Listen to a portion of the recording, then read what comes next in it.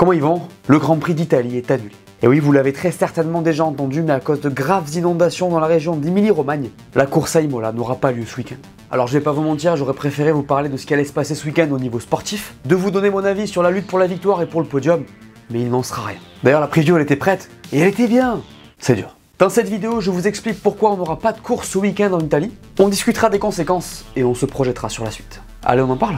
Et abonne-toi pour soutenir la chaîne. Grand Prix annulé ou pas, ça charbonne. Donc si tu veux me donner de la force, clique sur le bouton rouge et la clochette.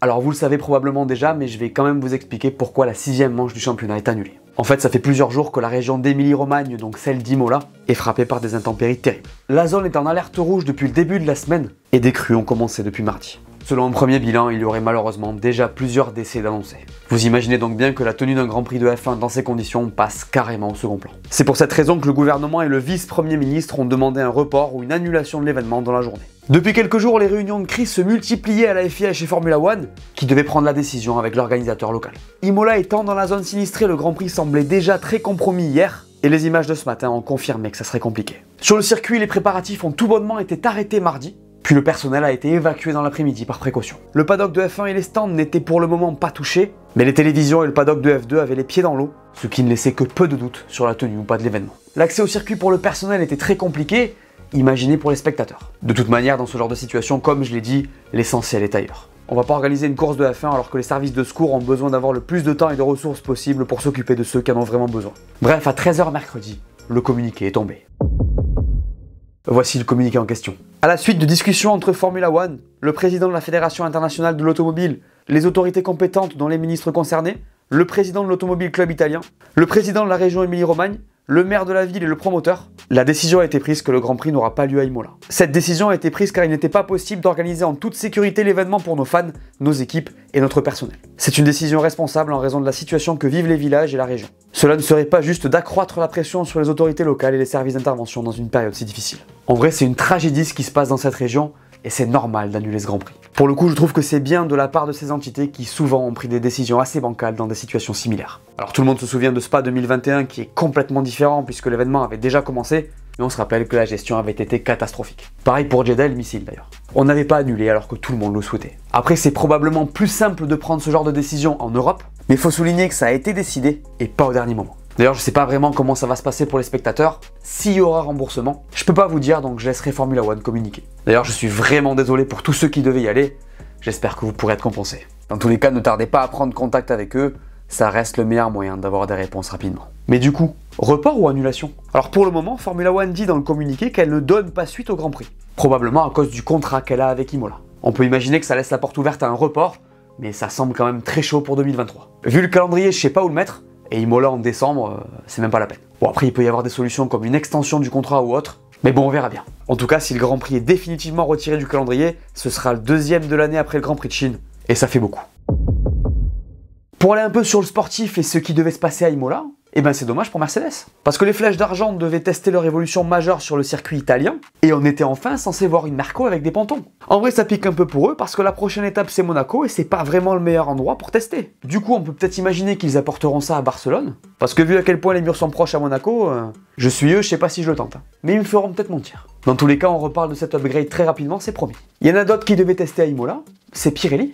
Ils devaient non seulement introduire leurs nouveaux pneus pluie qui n'ont pas besoin de couverture chauffante, avec un tout petit peu moins de pluie, ça aurait peut-être même été parfait pour tester, mais surtout on devait essayer un nouveau format de qualif. Je vous explique rapidement. Vous le savez, habituellement les pilotes peuvent utiliser les pneus qu'ils veulent en qualif, même si en général on est sur le soft. Et ben ce week-end, cette règle devait changer. En fait, les pilotes auraient tous dû utiliser uniquement les pneus durs en Q1, les pneus médium en Q2 et les pneus soft en Q3.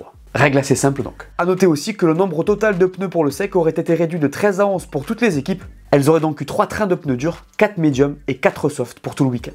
Le nombre d'inter et de pluie n'aurait pas changé. En fait, tout ça a pour but de réduire le nombre de pneus fabriqués dans une démarche durable de la part de Pirelli, qui veut donc réduire son empreinte carbone. Pour le moment, je sais pas vraiment quand et où ça sera testé, mais on devrait bientôt avoir l'info.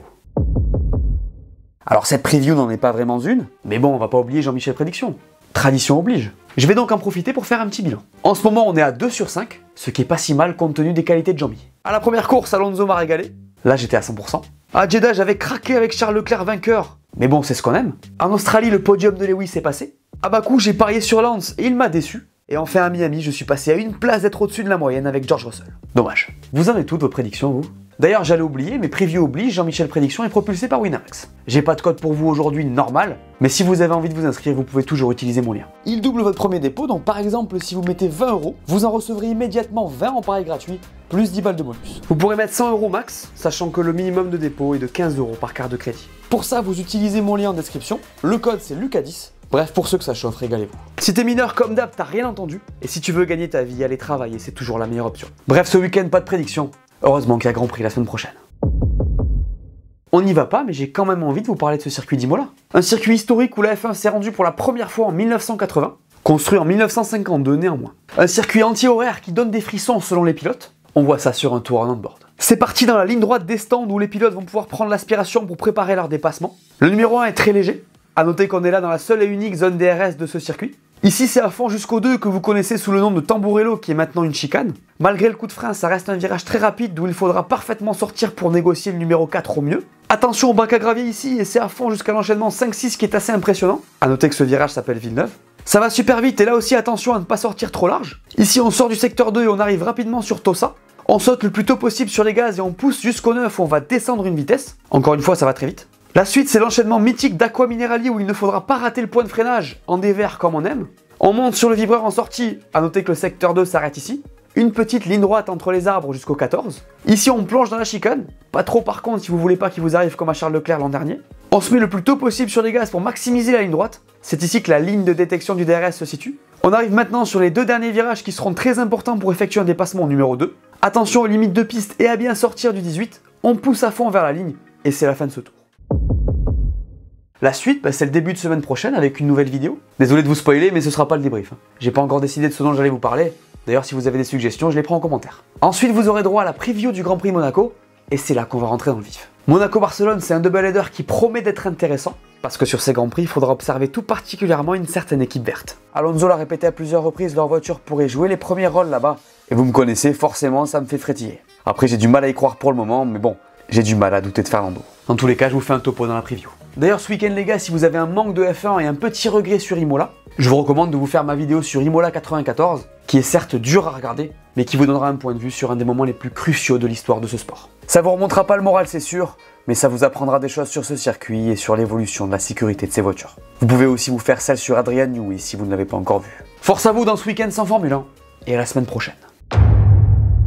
Voilà, merci à tous de m'avoir écouté, j'espère que cette vidéo vous a plu. Laissez-moi un pouce bleu et dites-moi en commentaire ce que vous pensez de tout ça. N'oubliez pas d'aller voir mes dernières vidéos que vous n'auriez pas vues.